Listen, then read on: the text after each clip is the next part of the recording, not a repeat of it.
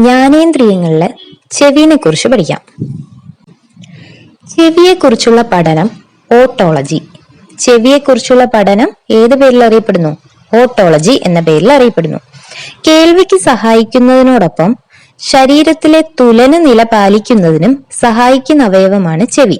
അപ്പൊ ചെവിയുടെ കർമ്മം എന്ന് പറയുന്നത് കേൾക്കാൻ വേണ്ടി മാത്രമല്ല, അതുകൂടാതെ നമ്മുടെ ബോഡി ബാലൻസ്, ശരീര തുലന നില പാലിക്കുന്നതിനും സഹായിക്കുന്ന ഒരു അവയവം കൂടിയാണ് ചെവി എന്ന് പറയുന്നത്.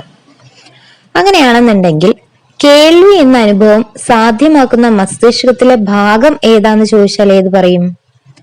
സെറിബ്രം. എന്താണ്?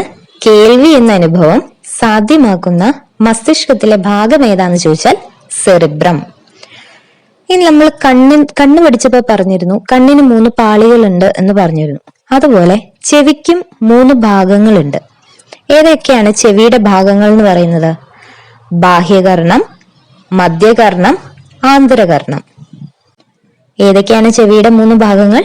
ബാഹ്യകർണം, മധ്യകർണം, ആന്തരകർണം. ഫസ്റ്റ് ബാഹ്യകർണത്തേക്ക് നോക്കാം. ബാഹ്യകർണം അഥവാ എക്സ്റ്റേണൽ ഇയർ. ഈ ബാഹ്യകർണം എന്ന് പറയുന്നത് 3 ഭാഗങ്ങൾ ചേർന്നതാണ് ബാഹ്യകർണം എന്ന് പറയുന്നത്. ഏതൊക്കെയാണ് ആ 3 ഭാഗങ്ങൾ? 1 ചെവിക്കുട, 2 കർണനാളം, 3 കർണപടം. ഏതൊക്കെയാ ചേർന്നതാണ് ബാഹ്യകർണം? ചെവിക്കുട, കർണനാളം, കർണപടം. ഫസ്റ്റ് ചെവിക്കുട എന്താണ് ചെയ്യുന്നതെന്ന് നോക്കാം. ചെവിക്കുട ചെയ്യുന്നത് ശബ്ദ തരംഗങ്ങളെ കർണനാളത്തിലേക്ക് നയിക്കുന്നതാണ് ചെവിക്കുടയുടെ കർമ്മം.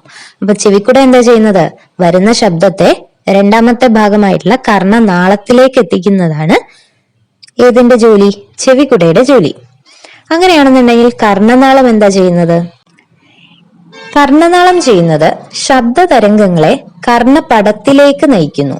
അതായത് 3ാമത്തെ ഭാഗമായിട്ടുള്ള കർണപടത്തിലേക്ക് ഈ ചെവിക്കുടയിൽ വരുന്ന ശബ്ദ തരംഗങ്ങളെ കർണപടത്തിലേക്ക് നയിക്കുന്നത് ആരാണ്?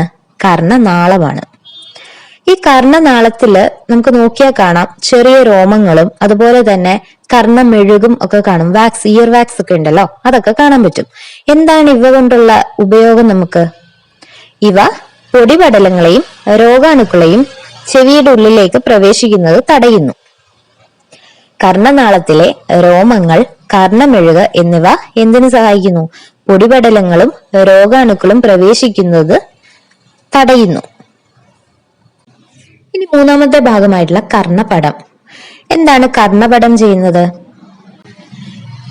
കർണപടം ചെയ്യുന്നത് നമ്മൾ പറഞ്ഞു കർണനാളത്തിൽ നിന്നും കർണപടത്തിലേക്ക് എത്തുന്ന ശബ്ദം ഉണ്ടല്ലോ, ഈ ശബ്ദ തരംഗങ്ങളെ കമ്പനം ചെയ്യിക്കുന്ന ഒരു സ്ഥലമാണ് കർണപടം എന്ന് പറയുന്നത്. എന്താണ് കർണപടം ചെയ്യുന്നത്? ശബ്ദ തരംഗങ്ങൾക്കനുസരിച്ച് കമ്പനം ചെയ്യുന്ന സ്ഥലമാണ് കർണപടം എന്ന് പറയുന്നത്. അതുപോലെ നമ്മൾ പറഞ്ഞിരുന്നു ചെവിക്ക് 3 ഭാഗങ്ങളുണ്ട്. ബാഹ്യകർണം, മധ്യകർണം, ആന്തരകർണം. ഇതില് ഈ കർണപടമാണ് മധ്യകർണത്തെയും ബാഹ്യകർണത്തെയും വേർതിരിക്കുന്നത്. അതായത് മധ്യകർണത്തെ ബാഹ്യകർണത്തിൽ നിന്നും വേർതിരിക്കുന്ന ഭാഗമാണ് കർണപടം എന്ന് പറയുന്നത്.